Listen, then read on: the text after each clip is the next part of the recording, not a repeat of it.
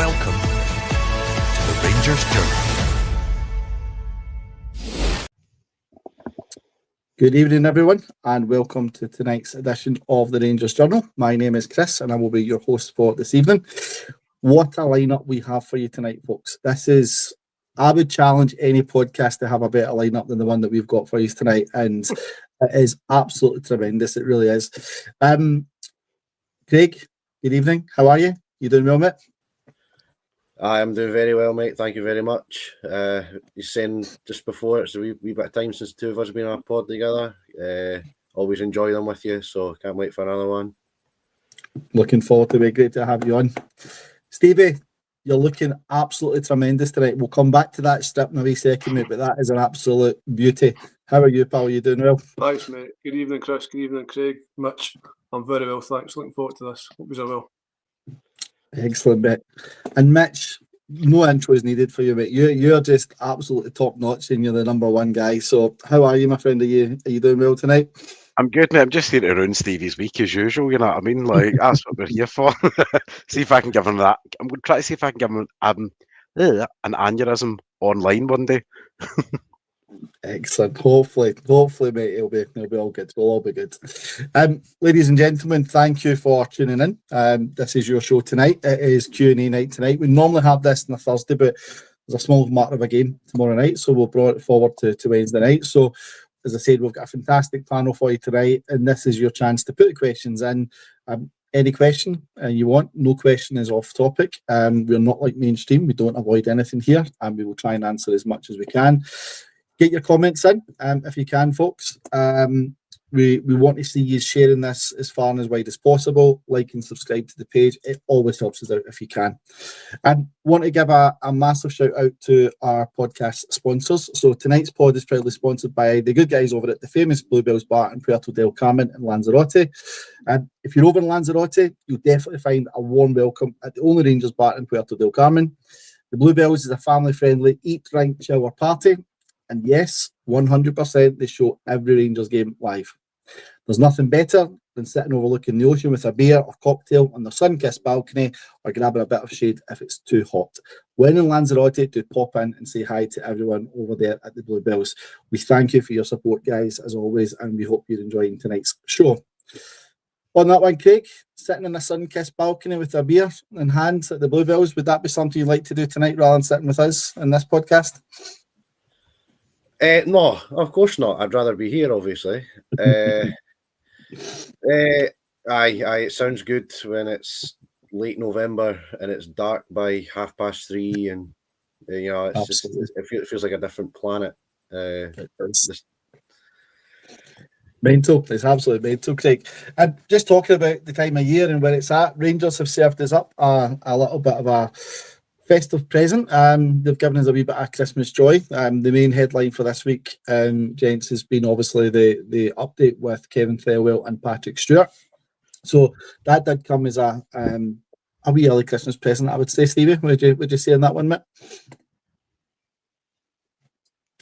Yeah, mate, absolutely. I think Monday morning we started seeing the rumours. And it was all kind of crossing our fingers. It was like, if this is true, brilliant. Because I think with Stuart getting appointed to that European role last week, it was like, oh, he's here for like the duration. It seemed like it was going the opposite direction and we were stuck with him. I said in a pod last week, I was quite enthused by Danny Rowe, how he was doing, how he's kind of carrying himself.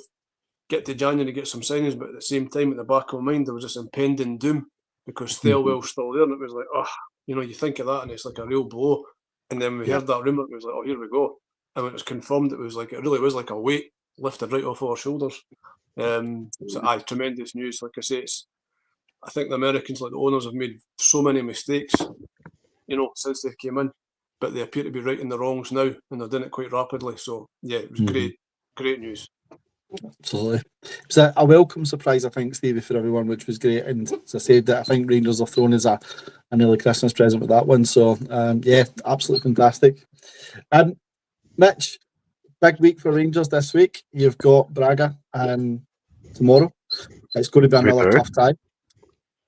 How are you feeling this week being a Rangers fan with everything that's went on this week in terms of the announcements and stuff?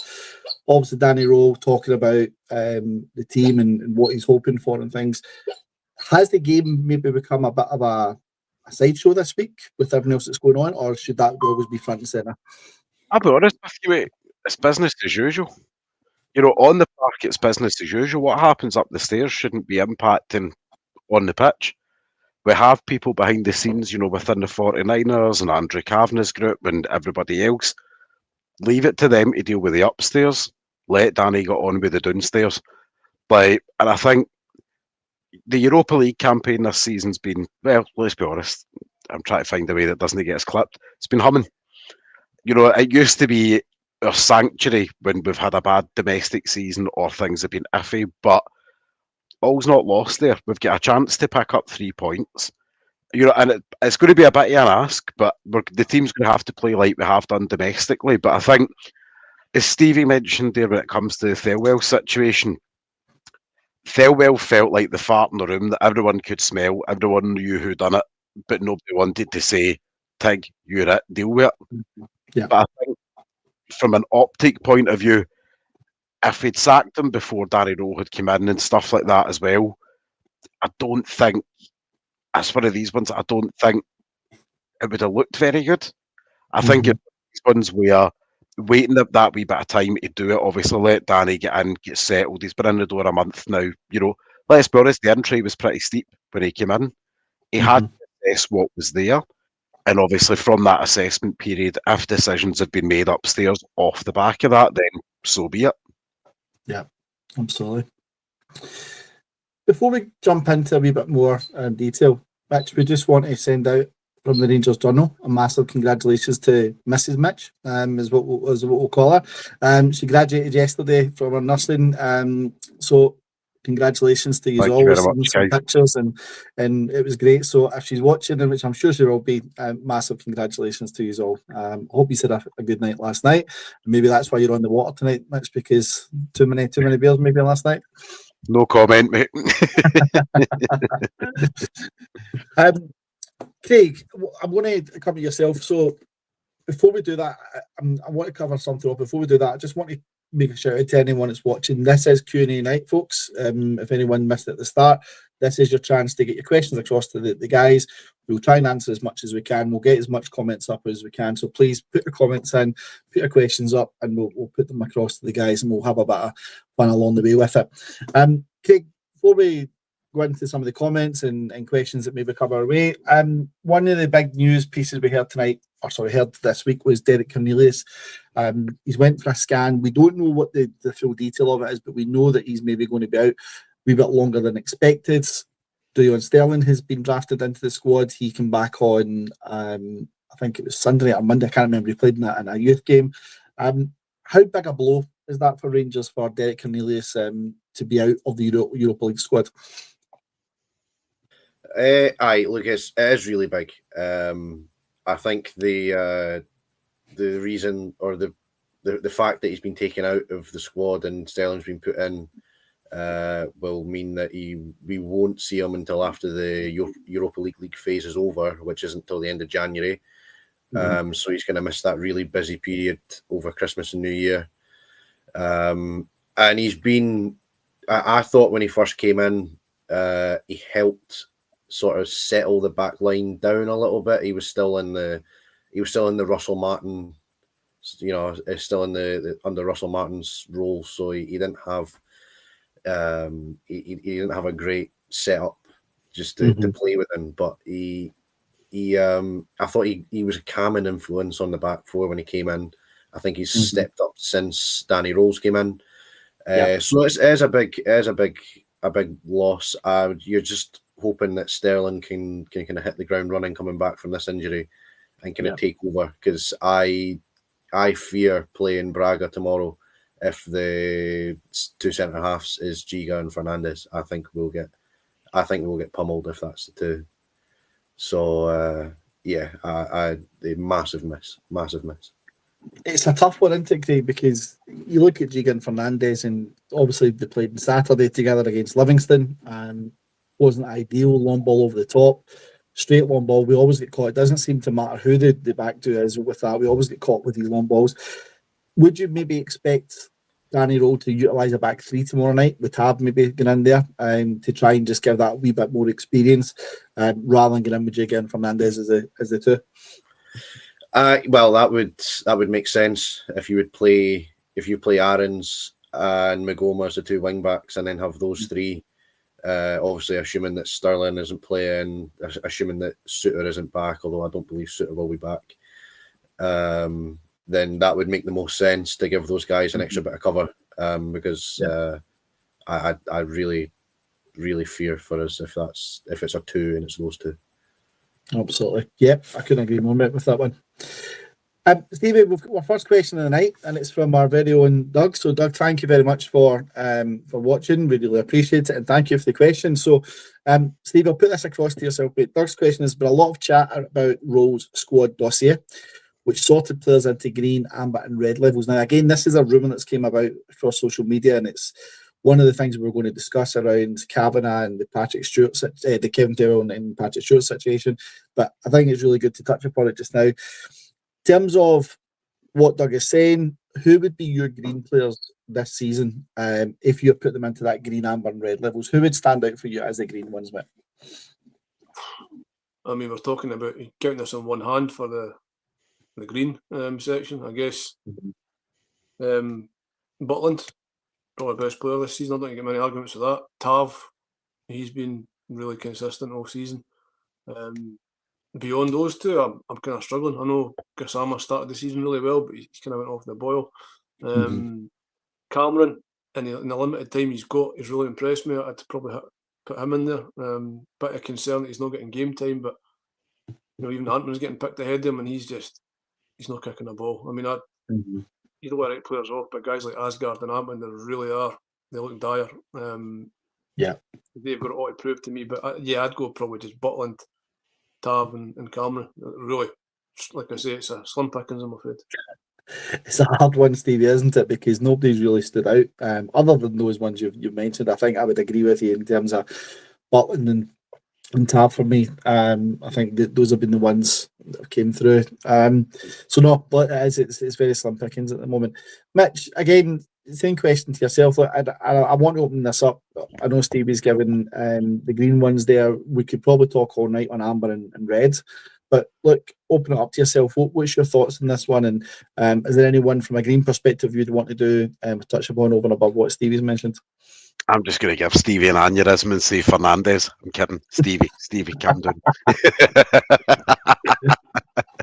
But I think, in all honesty, right, there's a long view that needs to be taken into things, right? Most of these players, through what's happened over pre-season to now, obviously up until Danny Rose came in, they've been put through the ringer, both tactically, physically. Most of them probably don't have. It was quite clear under under Russell Martin, nobody had a bloody clue what was actually being asked of them. That way, nobody knew what the job was that was fundamentally being asked. And now, since Danny Rose came in, he's basically went, right now, we're keeping it simple and we're playing to what we know we can do. Because right now, I can't change nothing about personnel. I can just work with what's here right now. And I think some players that are maybe sitting in amber or red right now, come the end of the season, could very well be green once they've had a chance to get confidence back in themselves, a run of results. Now, we're kind of domestically, we've won reasonably nicely. We've won ugly. We've won the good, the bad, and the ugly. But domestically, it's out of 4 games, it's 12 points and 12 out of 12.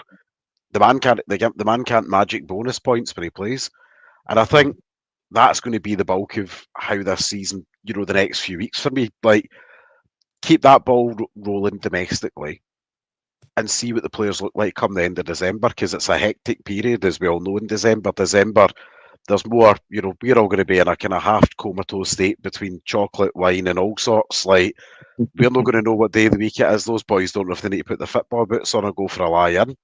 But I do think it's hard to judge the squad up to now because of what's happened previous to versus what's happened now. Standout players, Stevie's probably said the bulk of them. But I think Diamandi's probably also been a quietly unsung hero the last few weeks, and I think you've seen a bit more leadership from him and a bit more grabbing games by the scruff. Like at the weekend there, all right, he's obviously scored the winner, but you take the winner to the side. He was the one in the midfield when Raskin had that honking opening 30-35 minutes of the game.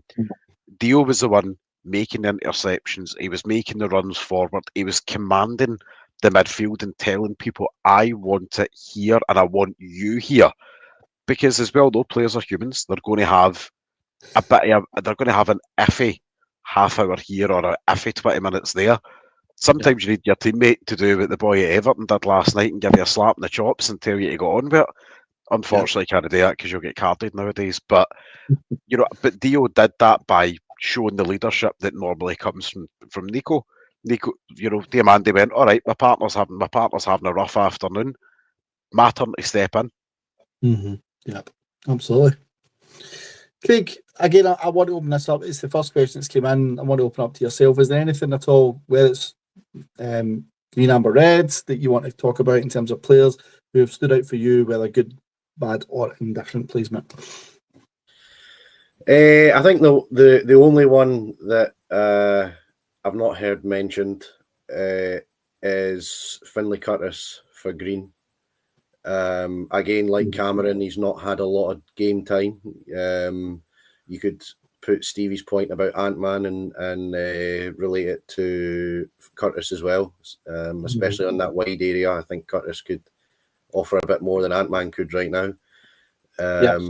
He's a young guy at the academy. There's another reason to put him in, to get him experience. We're watching a really horrible downfall of Bailey Rice right now, who again should really have more game time coming through the academy. So I'd like to throw Finlay Curtis in there. I think it was a good point that Mitch made as well about there's a lot of players probably sitting at Amber and Green just now that come the end of the season could be sitting at Green. Sorry, Amber and Red could be sitting at Green, because I think there's a lot more quality in a lot of the players that were signed in the summer. We've just not seen it yet. So yeah, that's the adding to what the guy said. That's what I've got to add to that. The big one for me, Craig, I think, and I'll put this as a flashing red, not just a red, but a flashing red. The big one for me is Joe Rothwell. That's a guy that came in and I thought he would do so much better than what he's done. Look, I'm not Mr. Slim Pickens myself. I'm not the slimmest of guys, but that guy needs to take a long, hard look at himself, I think, because that should not be a professional footballer, as far as I'm concerned, in terms of the way he's rocked up to Rangers this season. And I think he needs to really sort some stuff out there. But look, that's maybe something that Danny Röhl can do. Maybe he can get him back into it, and maybe we can see the real Joe Rothwell, because I actually seen Rothwell quite a few times in the last couple of seasons, and I thought he would be a really good player for Rangers. We've just not seen it, unfortunately, so far, and it's a real shame because there is a player in there, and I think he could do a job. I think he could do the job we're missing, which is that leadership role, and we are missing that in the middle of the park. Just jumping in on Rothwell, I think certainly under Martin, I think he was played in the wrong position. I think he was played too far deep. I think he should have played an 8 instead of a 6. He even gave him the number 6 jersey as if this is going to be his role, and it's just not for him. Because even when he's played under Danny Röhl, I think he's been given that freedom, and I think he's moved a lot better when he's been given the chance to play. But he's a long way behind, sort of winning people over. Absolutely. Mitch, I think you put the point on. Sorry, Steve, I'll come to you in a second. I was just going to say, Steve, Mitch has put a point on, he's put a comment on. Lots of people watching. Let's see what you want to talk about. Come on in. We've got Stacks. That sounds really dodgy, that, but we'll go with it, Mitch. We'll go with it. Again, our good friend Doug has put a comment in. But what I'd like to do at this point in time, folks, is you heard me say at the start of the podcast, Stevie has coming in looking absolutely magnificent tonight in his strip stitch. Stevie, you said you got it as a present, is that right? Yeah, it was a present last week from my wife. I got that in the fourth top. Not the full kit, I didn't go that far, just the tops.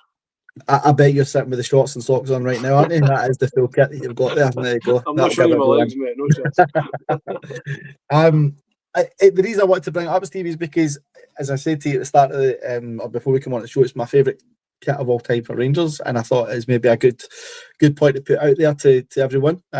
We'd love to hear your comments, folks, on what your most favourite home Rangers kit is of all time. Stick it in the comments, let us know. If you want to ask us about questions about kits or anything, then Stevie's my guy for that, so we'll go to Stevie with that. But just on that one, before we come to Doug's question, Stevie, obviously that you said that was your most favourite kit as well. Is that the one for yourself? That's the way you got on tonight, mate. Your favourite one? It was a flip of a coin between this and the 9 in a row top, which I've still got. I actually wore it the night. I was lucky. I had a ticket for Tannadice the night we won 9 in a row, so I've kept that top forever. Brilliant. We got buried in it. Brilliant. But yeah, one of the other. I think this one we had for I think it was 3 seasons. I could be wrong. If it was maybe 2 or 3 seasons. Two. This one, 2 seasons, 9 in a row. That was it, and then the 9 in a row was 1 season. So those two for me, top tier. Yeah. Absolutely love the pair of them. But both iconic. Yeah, I think I like Brian Laudrup with this top in Gaza. Yeah, you know, I doubt any of I've seen a better Rangers player than those two. So you kind of think of that very successful period. So yeah, great memories. Absolutely. Mitch, what about you? Just on the strip one, what's your favourite strip? I'm going to say Home 96. The 96 home strip. Like, is that the France, the fact, kind of France one with the stripes? It was, mate, and it was also the first one that my old man bought me as well, because I was just a wee lad. So, you know, and my old man is, you know, some of you guys know he wasn't originally from here, you know, so I was, you know, and for him, it was one of the kind of first bonding moments, kind of properly, like with the football between us. So, bought us that, surprised us with a pair of tickets that we were off to the game the same afternoon. So, you know, holds some nice memories. Absolutely, mate. Absolutely. Craig, I know you've got a side one behind you, and you were worrying about how straight it was before we came in terms of the angle. But what's your favourite home strip of all time, mate? Well, I mean, I'm a wee bit younger than you boys. I've not quite seen as many as you have live. I think the one that, I think the one for me is probably 02-03, the treble winning season. The Arteta scored the penalty in the last minute to win the league. Diodora, that was a good one. Diodora one, yeah. I think that's the one that I think that's the one that nicks it for me. Absolutely. Our Nicky, I just dropped a comment there. Our Nicky, thanks for watching as always. 96 for Nicky. She said like the France one, but she also loves the white and sky blue cloth top. So yes, absolutely fantastic ones. And do you know, it's something you could have a whole pod on Ranger strips and favourite ones and memories that come with it. I think it's the nostalgia's fantastic that goes with it. So no, I'm loving that one, Stevie. That's my favourite as well. It's the one, as Mitch said, it comes back to when you're a wee boy and who buys your first strip and things. And I get that one, and I don't know if you will remember, it was the red strip that they had that season as well. That was the away one, and I got the red strip and the blue one at the same time. That was my first 2 Ranger strips, so that's always got a special place for me. So Stevie, if it goes missing off the washing line, I'm sorry. I'll try and keep it close, mate. So I will. As long as it's just his part that goes missing. He's got his socks out there, Mitch. I maybe go for the socks as well. You never know. You watch men like you. My mum may worry about men like you. Look, question and answer team tonight. Come on to the next question. Doug, again, thank you for your question on this one. I'm going to put this one to you, Mitch. I'll start with this. Doug has said similar times in regards to giving players time to improve. How long do the panel think is a reasonable time to wait before we have to draw the line under a player and move on? So, Mitch, fire away with that one for us, please.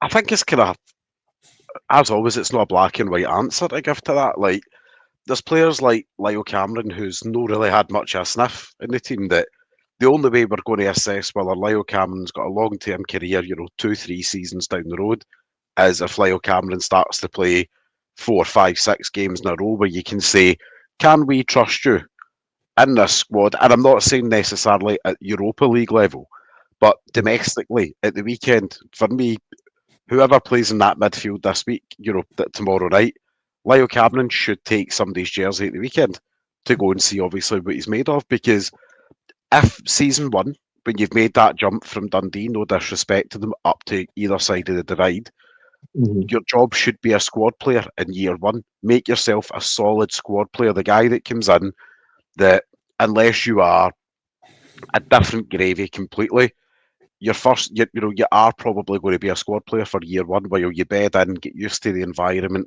everything else. So I think there's players like him, Curtis, Enciala. These guys need minutes to show what they can actually do in the shirt, because like everything, there are players out there that can surprise you on their day. And we need to see what does it look like rather than just a one-off appearance from them. What do they look like when we've given them 2 out of 3 games in a week? When we've given them half an hour in one game and an hour in another game. Show me what you can do. I think there's guys, though, when you look at the opposite scale to that, you've touched on Rothwell there. It's whatever's going on with Rothwell this season, it's well off the boil completely. That's a guy that when he signed, let's be honest, most of us were quite excited. We got him for £500,000. He's a seasoned campaigner. He looked absolutely on fire last season for Leeds. The Leeds fans were upset that he never joined them on a full-time basis. And what we've had rocking up looks like more like one of the Beach Boys has rocked up rather than actually a footballer. But I think as an overall answer, well, I'm not going to lie. Listen, I'm not going to lie, mate. I think I've got half a stone to the good on him. But I think, in all honesty, in terms of a general answer, between now and mid-January, we should know what most players, who's going to be here long term. I think of the loan players, I would quite happily send probably 3 out of 4 of them back, and I'd only keep Mikey Moore. I can see the point in keeping Max Aarons purely as a body at this point, and it's not because I'm a huge Max Aarons man, but I think when he comes on, he's a different type of right back to have, but he'll equally do the job that we ask him to do. Is he the guy I want to see take Tav's shirt next year if he doesn't stay? No. Yeah. But at the same token, we've committed, we can't send everybody back and keep replacing everybody. January's already a hard enough time to go shopping. Aye, absolutely. Craig, just obviously Doug had posed the question there about how long should we give him, and I'm interested as well. Philip in the comments is talking about the players' attitudes, and some of them come across as privileged, and the shushing of the fans and all that sort of thing. When Chermiti, I think, done it when he scored. I think Asgard cupped his ears to the fans as well at one point when he did it. I really like what Philip's saying is, how can they justify doing that when they're being so poor at certain points in time? And I think, to Phil's point as well, along with what Doug is saying, is that isn't going to give the players any extra time. They're not going to get any wins from the fans from that, are they? Especially if they're not playing well, but then they're then turning around and doing that. On the other hand, is that meaning they just lose the relationship with Rangers, or are they doing it because they're feeling frustrated, do you think, and they think that there's other things holding them back? What's your views on the overall with that, mate?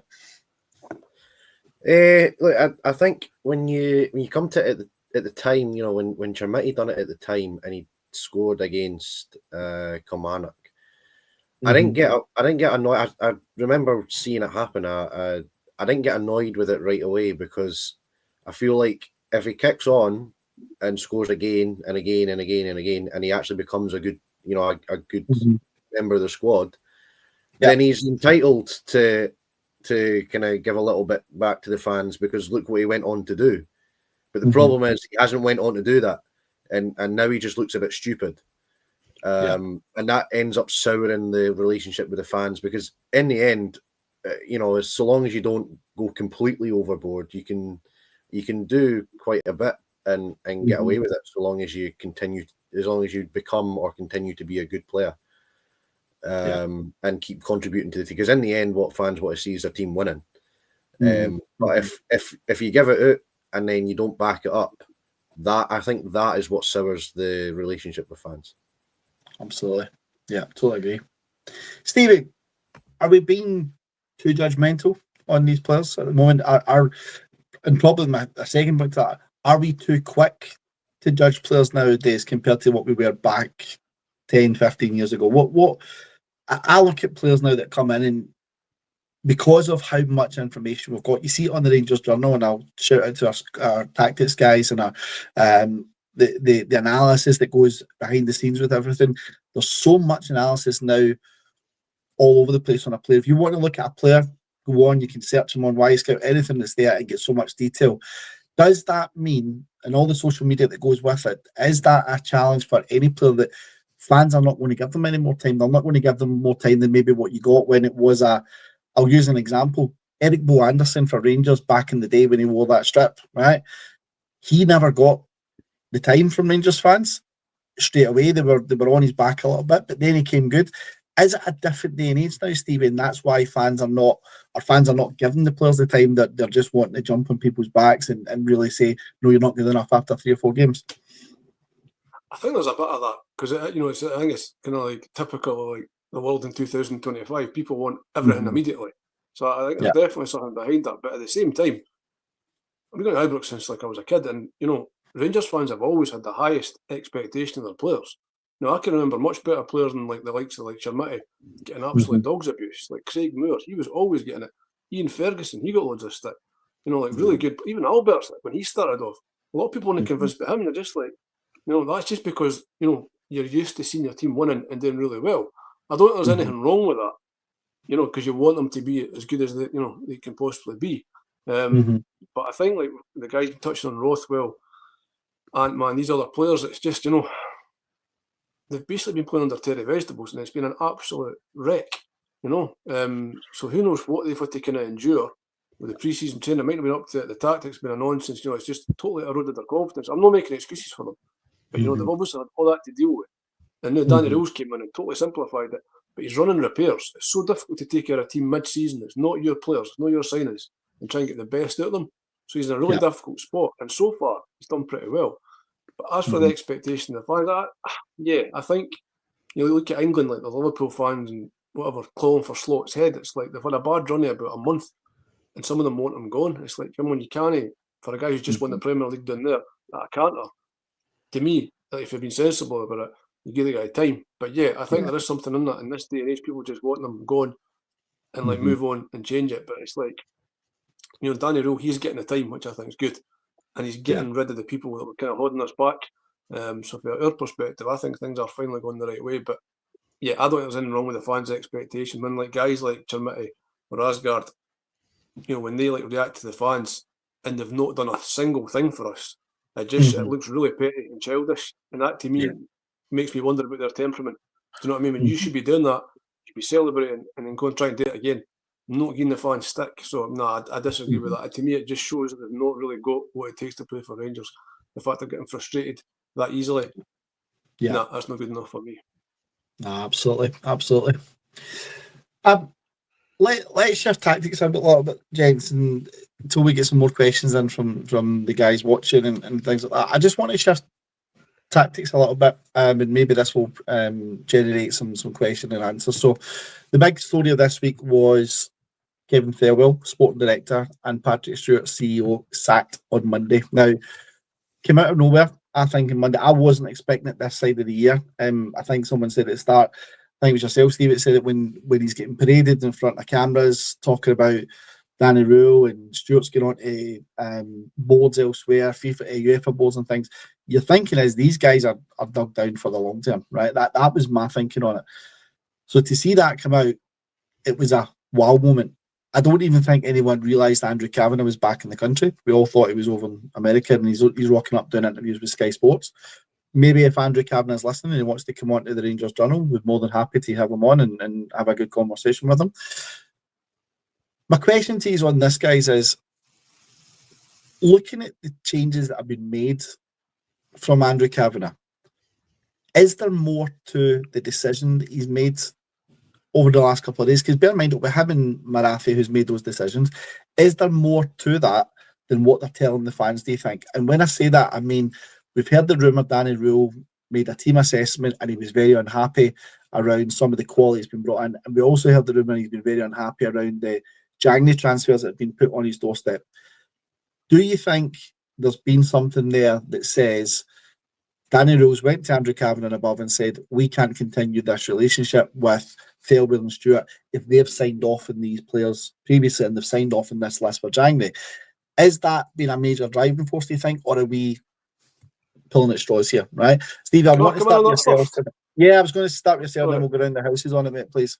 It's just when that broke the other day, I was messing with my old man, and I put it in our chat. It was my dad. It wasn't my idea. It was my dad. He was like, "That's Danny Rowe." I can stole his credit. And he's like, he's clearly had a look at the players and said, "This isn't good enough. We can't keep going down this road because ultimately we either lose little or we lose big, and we've cut our losses because he's seen that these players are not up to it." Craig saying earlier that he thinks the players have got the quality. I was where Craig was about a month ago, but I'm really starting to wonder if they have got that quality. I generally think most of them aren't good enough. Hope I'm wrong and they come good. But I think Rose clearly looked at it and said, "Nah, we cannot continue down this path. You know, I'm your man, but if you want me to stay here and do well, we need to go down the route that I want to go, or get me somebody better, you know, above, who can identify better targets, who's going to fit into my style of play. And if it's somebody for the Red Bull, like family, whatever, that would be ideal for me." But yeah, I think Rose came out really well for this. You know, he looks really strong. The fact that he has an influence there, and it looks like he has, that can only benefit us. He's been quite single-minded. I think it's ironic that the guy that maybe wasn't like Thelwell's first, second, or third choice for the manager is the guy that's put the final nail in his coffin to get rid of him. So it's quite a sweet ending for us. Yeah. Mitch, what's your take on the situation, given what we've just spoken about there and what we've said? Is there more to this that we're not picking up on it, which may come out in later points, or are we, like we normally do, are we reading too much into this? And Andrew Kavanagh thought 6 months in, we need to get rid of these guys. It's not been good enough. What's your thoughts?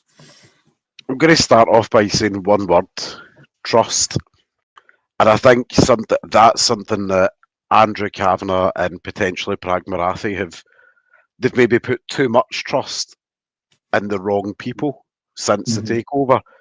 And I think, as savvy business people, I think they've realised very quickly they've made mistakes. And I think the problem was at one point, if you said there was 8 bins on fire, we probably wouldn't be too far off the truth.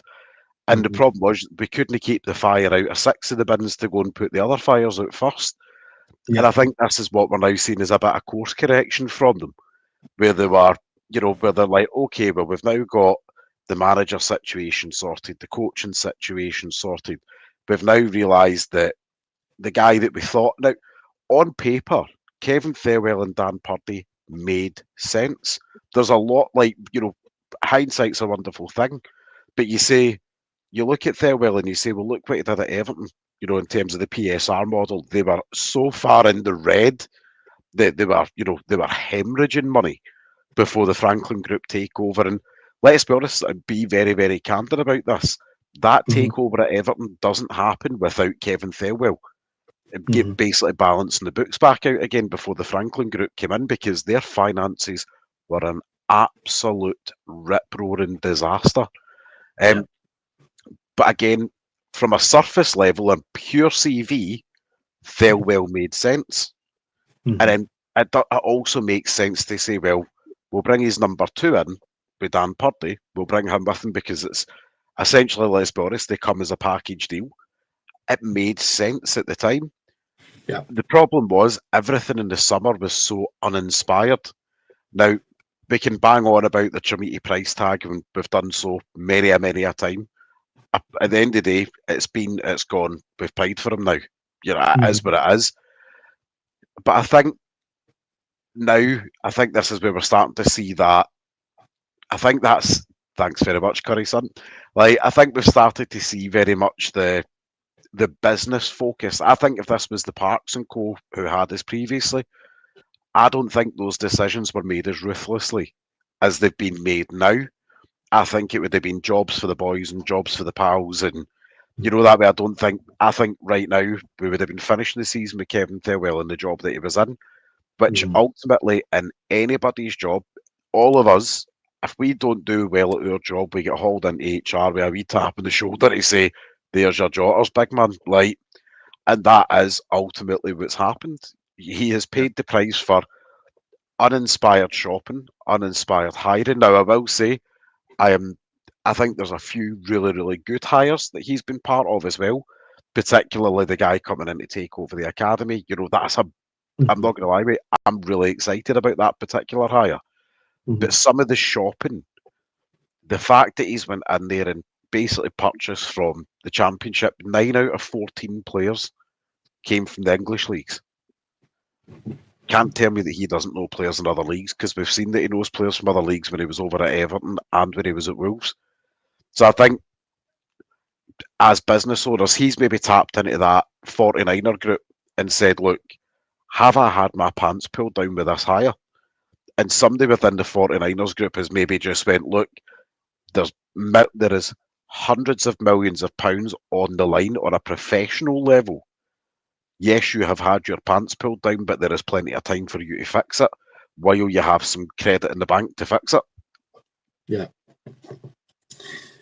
Craig, the guys have made some fantastic comments about this, and it ties in with everything that's been going on as a priority at the moment. And look, I want to just, before I get your thoughts on it, Nicky asked a question earlier on, and you could probably put this to both players, management, executives, and all that stuff. And the question was, do we think we need to lower the expectation on players that come to us? I'm going to open that up a wee bit wider, tying into what we're talking about with Thelwell and Stewart and so on.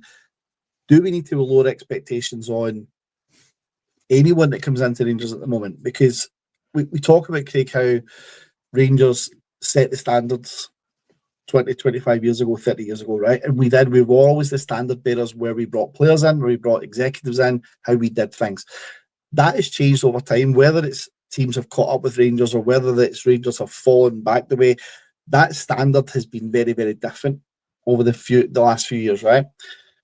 So based on where we're at this moment in time with Kevin Thelwell, Patrick Stewart and the players and everything that's there, do we need to lower standards a little bit? Have we get too high an expectation on anyone that's coming into the club? Or should that always be a given from Rangers that you've got to have those high expectations? What's your overall thoughts on that, mate? Well, the short answer is no, in my opinion. There's no point in watching a good team, a good winning team like we have done in the past, and then see that it's not going so well now and just accept that, okay, it's not going well now, this is just where we are now. You don't ever lower your expectations. If that's where your place is, or that's where you are, that's the kind of club you are, where you win every week and you win trophies, that's where your expectations should always be. If people aren't, if the standard of the people isn't high enough to deliver that, then you're going to have to do something about it. And I think Kavanagh and Marathi has worked that out now. Whether they knew that or not before, I don't know. Maybe they went in a bit blind. I've said this before. I think they came in a bit blind. I think they kind of felt it was going to be exactly the same as Leeds, and it's just not. The level of expectation is so much higher, because the level of competition in England is so much higher that Leeds, it takes more to stand out, and Leeds can fall underneath, the top clubs in England and fly by and everything's fine. Whereas in Scotland, with Rangers, you have to win and there's no other option. So I think they came in a bit blind, and I think they're realising now that they need to make sure that they've got people to the correct standards, to match the fans' expectations, not the fans lower their expectations to meet the standards that's here. Yeah, absolutely. Our Doug is firing the questions on left, right, and centre, and he put a wee question in earlier on I want to come back to, guys, because it continues on with the topic we're talking about at this moment in time. We're playing devil's advocate here, right? Somehow Scotty's released the checkbook. We've managed to get Mr. Kavanagh on the podcast next Thursday night, question and answer session. Us four are on that podcast. Craig, I'm starting with yourself. You get one question to ask Mr. Andrew Kavanagh. What are you asking him? Just flat out, how much investment is going into the club from your own back pocket? Like how much money have we actually got to work with here? The accounts came out for up to the 30th of June. There was, what was it, £30 million was in the bank is cash there, but that doesn't include because the transfer for Egaman for £10.5 million. was after that, and Yefty got a hefty fee for Yefty. What was that, £6 million or whatever it was? Like, So there's a lot. Was it 9? So there's a lot of money going in there. The one thing that detracts from that is the amount of money they had to spend to pay off Martin and the rest of his coaching staff. So I think there's a decent amount of money to go in there, but I would like to ask him, how much actually is it that you're working with? Absolutely. Stevie, what's your thoughts? What is the question, Mr. Kavanagh? What do you want to happen with? I'd ask him what school he went to. No, seriously. I would go with, what does he really think that a CEO should be for Rangers? Because to me, obviously we've touched a lot on Thelwell. It's a huge part of the structure, but the CEO is key.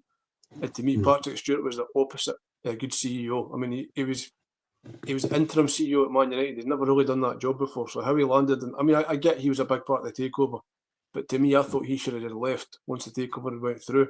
I know people have said in the chats and stuff that he was going to leave in December anyway. That was the deal, and this is just him going a wee bit early.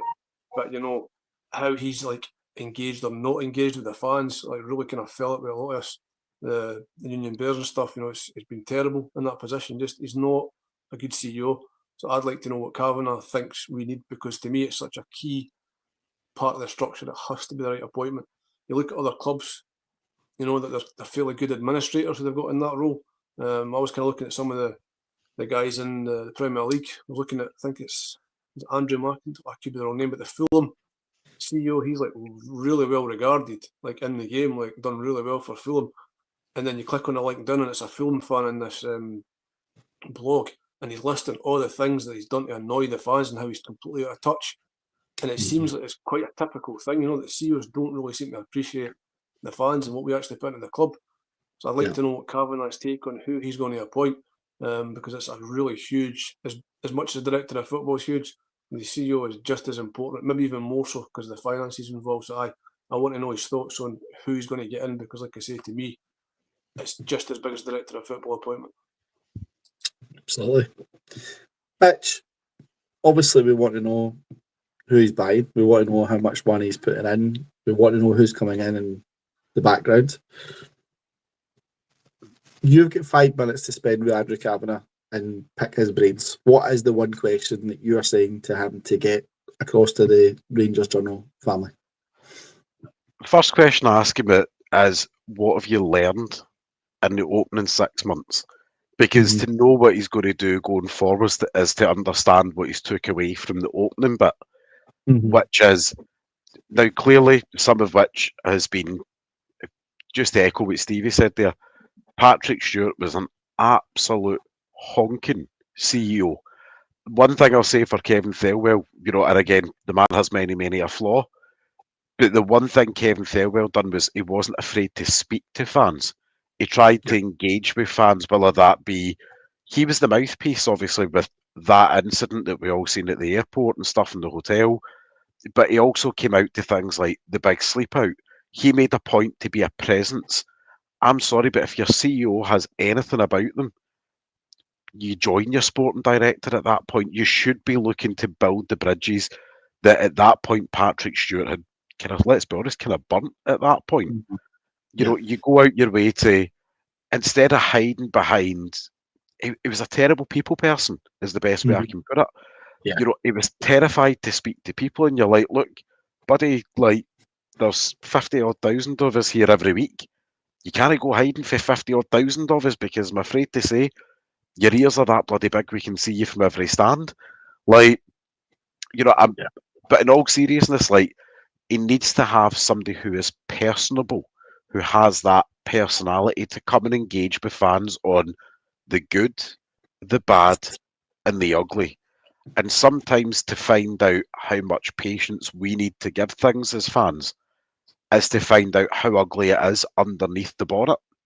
You know, so and I think that's what we need to ask. Like, that's what I would ask Andrew Kavanagh is, during these opening 6 months, how ugly is it under the bonnet? You know, what did you find in there? You know, what have you found? Whether that be from finances, whether that be from personnel that were in the building, not necessarily at the top level, but those kind of mid-level management levels and stuff, like how have you learned to contain what should be an in-house issue, like with the team leaks that were coming out? How have you learned to control that environment and basically be the figurehead of the institute that you own? And what do you plan to do with that knowledge going forward? Yeah. But I think excellent question from Doug. I think it's a question that we would love to ask. Andrew Kavanagh, we would love to have you on the podcast, and we would love to have you here talking to the Rangers fans. We would, I'm sure, get plenty of questions for you coming across. So if you're listening, if you're watching, feel free to shout out to us on any of our channels. Like and subscribe when you do that at the same time, and we'll get you onto the podcast next week, Andrew, if you're watching this. And I think the first question, Mitch, what you asked there was, what have you learned? He's surely going to respond back by saying, no one likes us and we don't care. That's surely got to be his answer, isn't it? That really has got to be his first response back to it. But look, it's just the way of it.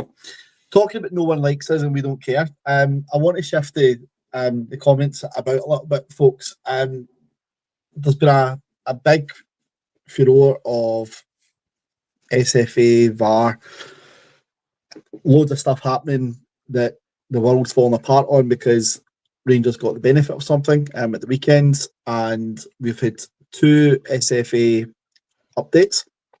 One we had on Saturday night, going into Sunday, and it was the SFA stating that why the penalty wasn't given for Livingston, and we all know the situation we're talking about. We know the one that's there. We've had a statement released today by Livingston chairman saying that they've had an official apology from the SFA in regards to the penalty, because it was a penalty it should have been given, apparently. Look, I'll set my cards out on the table on this one in case anyone thinks I'm trying to be pernickety in this. It's a penalty all day long for me, right? And if it was the other way around, you'd be shouting for it. You would be. There's no debate in my eyes about it. It's a penalty all day long, right? But what I wanted to maybe spend the next 5 minutes on, guys, or so, is just, I've seen a few things online, and there was a podcast that I wouldn't name them, so I don't want to give them the hits for it, but you will probably have seen this, and they used the comment, Saturday was a watershed moment in terms of VAR, right? Is what the comment was. Now, I thought the watershed moment was when someone gets kicked in the head and no red cards given for it. That was my watershed moment at that point in time. So, Craig, tell me, how can a watershed moment be the first decision that Rangers have got, and God knows how long, for a situation they should have not benefited from, but they have? How can that be a watershed moment? And does what the SFA have done over the last couple of days, does that just sum up the whole state of Scottish football for you, mate? Well, aye, it does sum it up completely. I don't think there's anything more bonkers on the planet.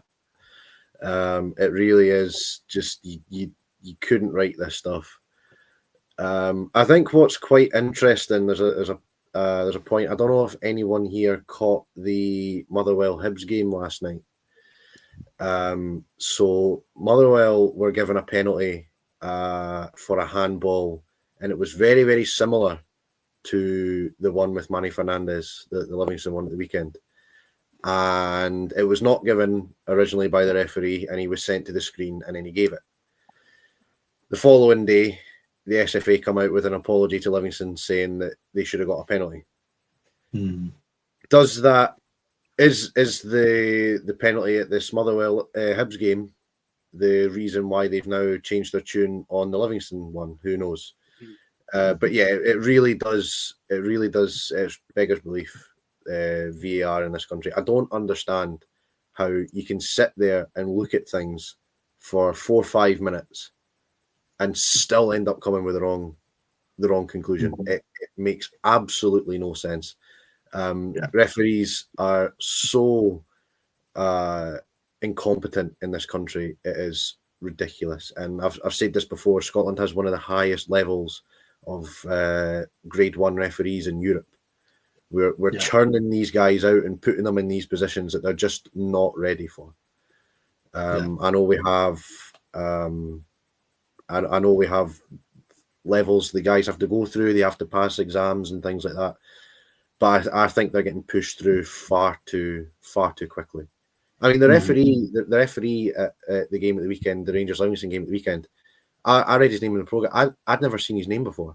I didn't know who he was. Mhm. So this guy is obviously another guy that's newly qualified into the Grade 1 level, and I don't think that these guys are ready for it, personally. Yeah, I couldn't agree more, Craig. I really couldn't.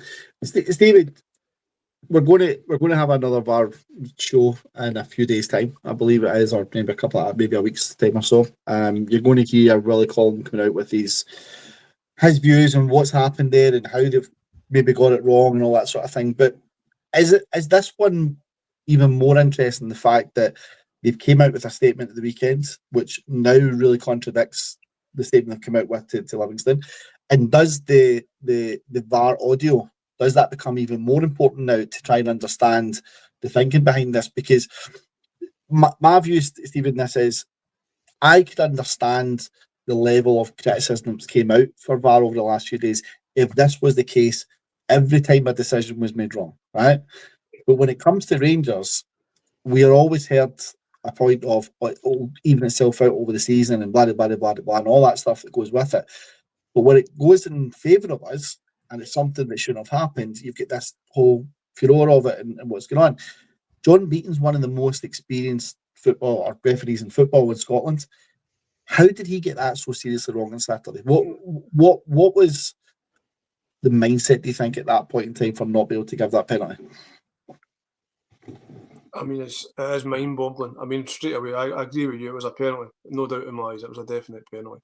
But then, I don't know. I think since VAR's came in, obviously, I don't mind the technology, but it's the people obviously running it. Serious flaws. I mean, it's almost like because they've got VAR, everybody thought, right, you know what? We've got to take less responsibility. We're going to pass the buck to the next guy. And that's just created a really terrible environment. And these decisions are just, nobody wants to take ownership. That's the impression I get. But yeah, it was. I know I've seen people say, it's hit his thigh and it's gone up, and that was the reason they've gave. And now they've came out, like you've said, and they've apologised. It's like they're so reactionary. Why they're so reactionary? They get pressure, and like you've just covered there, after the League Cup semi-final, and there was several dubious decisions going against Rangers, that gets swept away, or it's just laughed at because it's Rangers.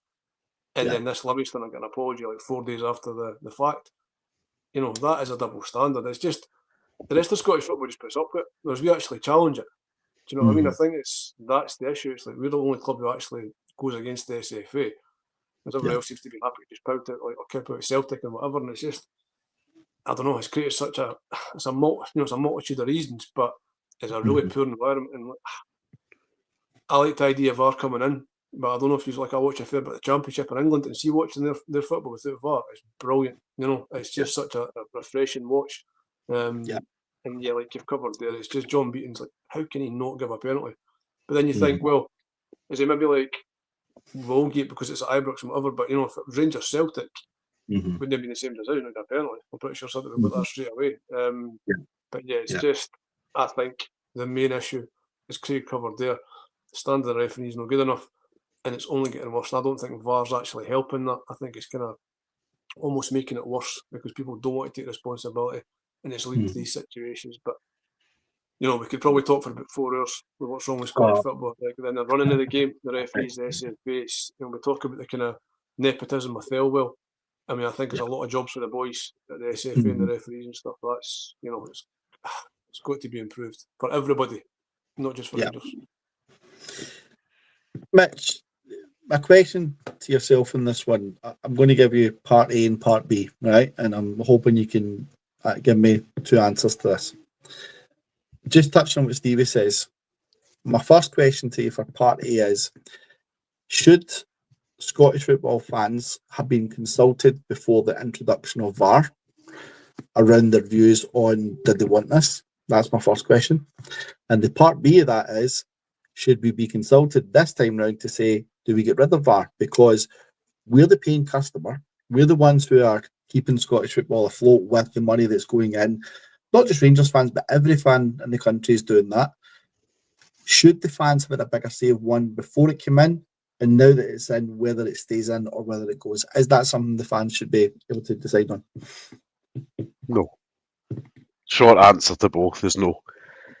VAR was brought in because it was decided by UEFA, and it was UEFA and FIFA, and it was designed to reduce the human error and key decision making across the game, which by and large, and I would say 9 out of 10 leagues around Europe and probably in America as well, VAR does its job effectively. The problem in Scotland is not VAR. The problem is the people using it. But even when you look at the weekend, for me, personally speaking, there's a couple of angles that show that the ball did hit off Manny's thigh before it hit his hand. But like the boys said, if that's the other way around, you'd be raging if you're not giving it. But at the same token, under today's rules, Manny's about 9 foot tall. You know what I mean? He's built like an inflatable tube man. You know, it's not his fault that he's about 9 foot tall. The ball has taken a slight deflection off his thigh on his hand. Is it enough to change the course of direction to his hand? That is between Manny and the ball at that point. But I think the problem is also in Scotland, we have not got the full version of VAR that most other leagues have got. We've got a diet version. Yeah. Which is why we don't have things like semi-automatic lines unless you're playing at Hampden. So the problem is we're already making our and again, I've got many a thing to say about the officials in Scotland, but we're already making their jobs harder by not giving them the right equipment to allow them to do their job. So it's basically like saying, have this nice shiny new technology, but we're going to give you a controller but no instructions on how to use it. And that's essentially what we've done, you know. And I think this is why the hit and miss rate, I would still say, and I think Craig will be able to tell me this better because journal background there. I think the last study did show that in Scotland, despite what we think, VAR still made over 85% correct decisions when called upon. But it shows you that, again, VAR is getting more right than it's getting wrong. But the problem is, it seems to be that the things that get wrong in Scotland are subjective things, things that require our referees to think. And I'm not suggesting our referees are thick as mints, like just before anybody thinks I am. But it clearly shows that somewhere along the line, is it, like Craig said, is it the fast track issue? Or is it the fact that maybe our guys need to go down to England for a couple of weeks or whatever and learn how to use the VAR, or go to Holland, go to Spain, go to another league for a couple of weeks each, and basically go out and find out what their colleagues are doing across UEFA? Because it was glaringly obvious at the Euros and the World Cup there at the lack of Scottish representation on the touchlines, you know, in terms of fourth officials and as officials. It shows you what UEFA and FIFA think of the standard of referees in Scotland. Whereas I'm not being funny, but growing up in the 90s and into the early 2000s, we had plenty of referees running the lines at major tournaments, you know, taking games. We were never going to get picked for a qualifier, you know, like for a quarterfinal or a semi. But you could guarantee that our guys were taking a good bulk of group games and stuff like that. Now, not being funny, but you look at the overall, the talent pool of refs. Who would you trust? Who would you trust at a World Cup group game? Because right now, I couldn't tell you any one of them that I would trust. Yeah. Stevie, you were Yeah, just a really quick rate of reply. Mitch just touched on the World Cup there. SFA is going to get $9 million just for us qualifying. So what are they going to do with that? Because as you have said, there's a lot of aspects of Scottish football that could do with investing, and the refereeing and the VAR are two of them. You know, I'd put them at the top of the list. I would be really interested to see how that money's going to get reinvested or where it's going. There's a lot of money. Well, we know where it's going, Stevie. Into the envelopes. And the point you made, Mitch, about the 85%, look, Philip's saying it as well. 85% isn't good though, right? And if it is rough, let's say that we talk that number, right? The big one for me is, of that 85%, if the 85% is the ones that they've got right, 14% of that 15% must feel like decisions against Rangers, and the wrong ones they've got against us, because it does seem to be us on the wrong end of it 9 times out of 10, right?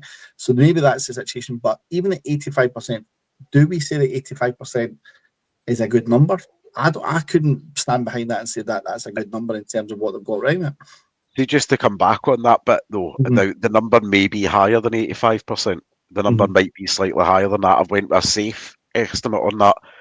However, down in England, and again, they released their data at the end of last season, VAR was deemed to have got 95.5% of decisions correct. So it shows you once again that I get England have got the bells and whistles VAR. You know, they've got the M&S VAR and we've got B&M's VAR at this point. You have much, you have, right? But at the same time, Raskin scored a goal at Easter Road. Last game of last season, he scored a goal. The referee and the linesman missed it. VAR missed it. How can you miss a goal? But all the camera angles available to them, how you miss it? Like, I'm completely agreement, mate. I genuinely think the issue is not the tech, but the issue is the people using it. And I don't think 5 guys missed that. Unbelievable. In some respect, and I'm trying to give benefit of the doubt, I don't think all of them are done with ill intention. I genuinely just seems to be wherever there's a subjective call, not just with Rangers, but I've seen it with other teams across the league, even this season. Anything that involves our referees having to use a bit of common sense, they completely don't know what to do, and they just stand there and go, I don't know, Tig, you're up. Mitch, this is where Craig's going to come in and tell us the actual percentage of getting correct right is about 99.9%. This is when he's going to tell, and that whole argument's blown out the window. So, Craig, over to yourself for the number. So I believe the figure was just under 91. I remember reading it. So what I would say with that, though, when you look into the fine print, is that they included decisions that they felt were I can't remember the exact word, but it's kind of undecided. Like they couldn't tell for sure because up here again, like you say, with the lack of technology, especially with things like offsides, the camera angles are poor and things like that. So if they couldn't decide for sure that it was definitely wrong, they just counted it as being right. So they said 91 might be a bit lower because lack of technology. I do remember reading that. And the other one for me is I can't remember, guys. You need to remind me. There was a game at the weekend, just the last couple of days there down in England. They used semi-automated offside. It took them 4 minutes to make a decision on a semi-automated offside. How does it take 4 minutes to make that decision? With something that should be used for that technology, the last thing we need is that coming into Scottish football and paying more money for it. It's going to take 4 minutes to make an offside decision. I think that's crazy. I'll tell you the issue with the semi-automated as well is it can only work if it's off a player. So if you're working where the offside is being decided on where the ball is because the ball's past the last defender, semi-automated doesn't work. They've got to draw the lines for that. There you go. Which is a real pain in the ass. All these semis can be a problem. See the thing is, the insight though, Craig, is incredible because I don't think a lot of people would have known that about the semi-automated offside. It's people probably there sitting thinking, how is it working? How is it not? Why is it taking 4 minutes to get to that decision down there? You know what I mean, it's absolutely crazy. But look, I think, guys, it was important that we touched on that tonight, and the reason I wanted to touch on it was because I don't want people sitting here saying that we only talk about it when the ones go against us, right? That one went for us, hands down. There's no if, buts, or moving about it. But it's important that we talk about it both in the good and the bad times because the standard of refereeing in Scottish football at the moment is nowhere near the standard it should be. And it has to get better. And again, Willie Collum, if you want to come onto this show and have a one-on-one with Mitch and sit and talk through some of the decision-making, we would be more than happy. I don't know if there's a fee involved in that one, but we can maybe try and get it sorted. Really I'm not buying them. We'll get Scotty to write the checkbook out. Just a quick one while we're on. Let's put that past the gaffer and see what he thinks. But just a quick one again of VAR. VAR should have also intervened for the Livy goal that they scored for the foul on Oliver Antman, like on the build-up to it. That's why none of the Rangers players moved because it was a clear foul on Antman. Antman was sent his face flying, and I'm not being funny, but it's happened 6 foot in front of the linesman, How the Yeah. linesman's not flagged for it, how the referees missed it, and yet how 3 guys in the van have missed it as well. That makes it sound a bit more sinister than what it is. 3 guys just sitting in a van floating about. But how three qualified refs sitting in a camera room Mhm. have missed a foul. Now, you can say fair enough if the refs missed it because the referee's trying to watch 22 guys in the pitch at that point. And Yeah. you expect the referee to be at the point of contact, like when the ball's played out up to big, was it Yengi, I think it was. Mhm. Like, but how other people, I mean, I'm not being funny, but that is incompetence at that point. How Yeah. 4 people, i.e., one of them standing 6 foot away from the action, and 3 of them having the benefit of doubt of replays, don't Yeah. pull that back. It's mental. It's absolutely mental. Gents and ladies and gentlemen, we're an hour and 10 minutes in. I think we could sit and do this all night because there's just so much to talk about at the moment with Rangers. But I know people have got school in the morning. I know people have got work to get to, and people need a bit of shut eye. So we're going to bring this to a close in a couple of minutes. As always, I just want to put a massive shout out to everyone for all your comments and all the interactions tonight. It's been absolutely fantastic to have you all with us. The viewership is steadily going higher and higher. The new Mitch was on. We started at about 80 and we're now just above a certain 400 odd, and that's all because of the panel we've got here. So really, really good. Look, before we go, I just want to ask 2 really quick questions. I'm just looking for 2 answers from you all. First one is going to be around score prediction for tomorrow night, Rangers versus Braga. Ibrox, under the lights. Ibrox Roar hopefully is back now that the negative is no longer there. So that's the first question I'm going to ask. Is the second question, and these are going to be like, why is he asking this? But we heard a rumour, and I'm stating it was just a rumour, of a potential new sporting director at Rangers. And there was a name given for it, which was the name of Barry Ferguson, was the rumour. My question to you is that a yes or is that a no? So, Craig, start with yourself. First question, what's the score? And then second question, Barry Ferguson, yes or no for sporting director?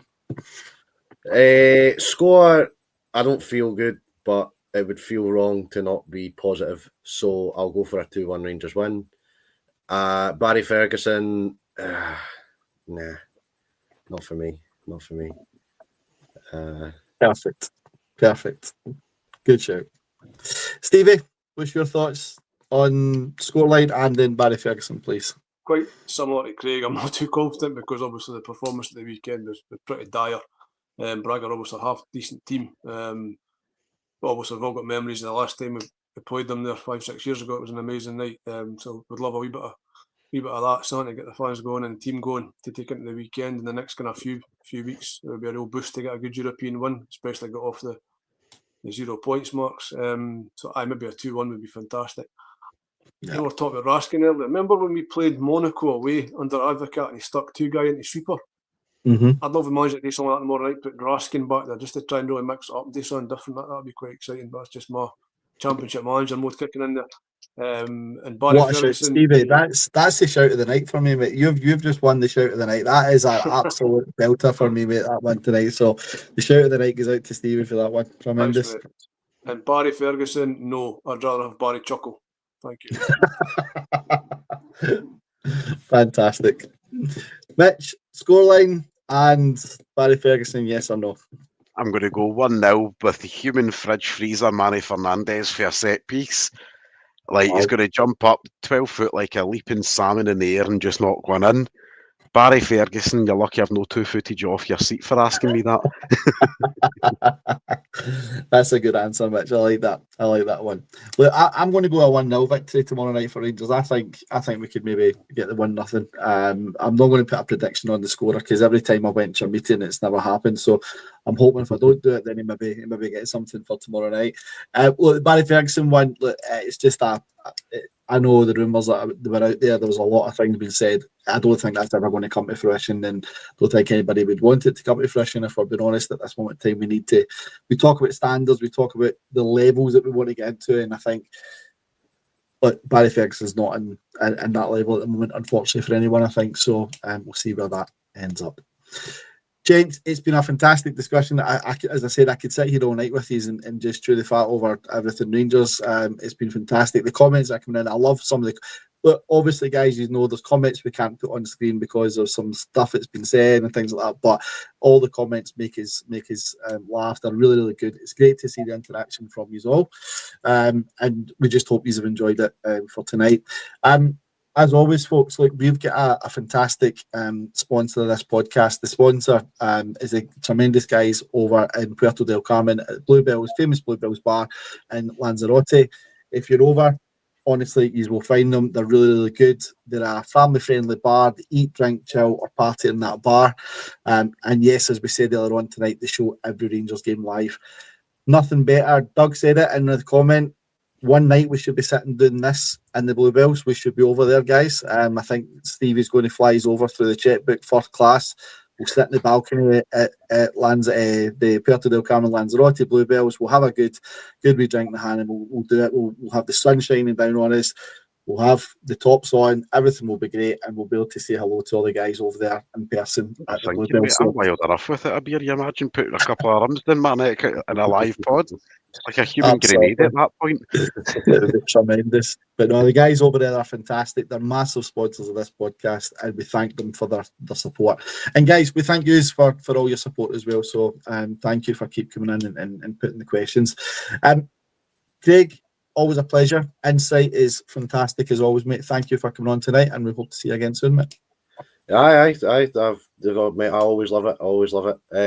One thing I just want to say, I'll take 10 seconds. I just want to say one thing. Aye, I was at Broadwood Stadium today, covering the Scotland women's under-19s Euros qualifier, Scotland against Norway. Rangers striker Laura Berry, who has been into the women's first team this year and doing really well, was head and shoulders best player on the park, and I think that's a great way to end it. Rangers striker doing well on the international stage. Amazing. Well said, mate. Well done.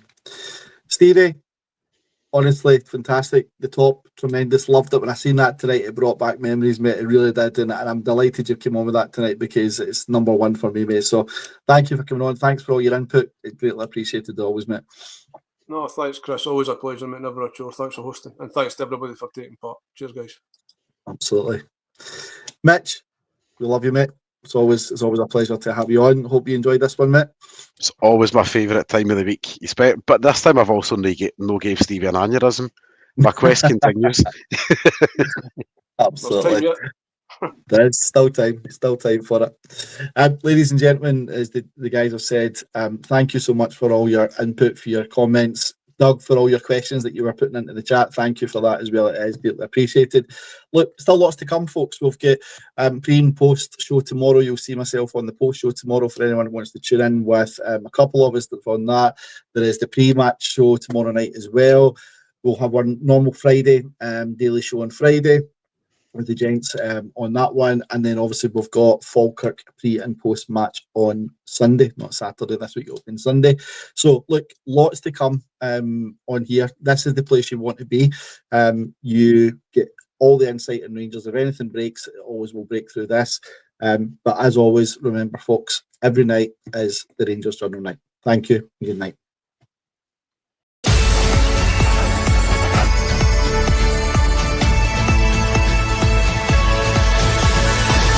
Every night is the Rangers Journal night.